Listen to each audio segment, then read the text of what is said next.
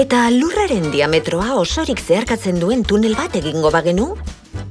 Ebak bere bizitzako bilerarik garrantzitsuena du gaur. Bere proiektu izarra salduko baitu bertan, Monster Tube isa 52.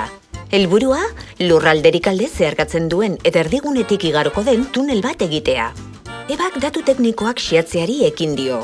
Lurrak batez beste, 20.037 kilometroko zirkunferentzia erdia du. Planetaren diametroak ordea, 12.752 kilometro besterik ez ditu. Hori bai, tunela egiteko erabiliko dugun makinak superfluidoen bidezko hozte sistema bat izan behar du. Horrela, nukleoaren inguruan egiten dituen milaka gradu zentigraduak jasateko gai izango da.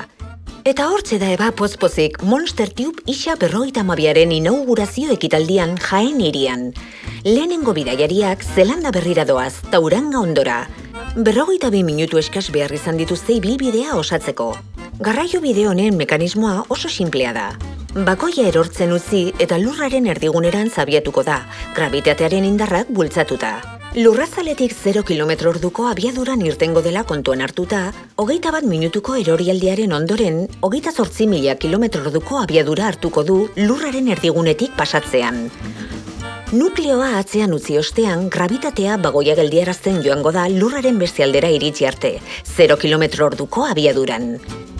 Tren hau garraio bide oso merkea da.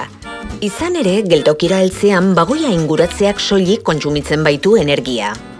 Gainerako guztia grabitateari esker lortzen da. Egitasmo horren arrakasta ikusita, ebak dagoeneko beste proiektu bat du buruan. Igogailu espazial bat egin nahi du oraingoan.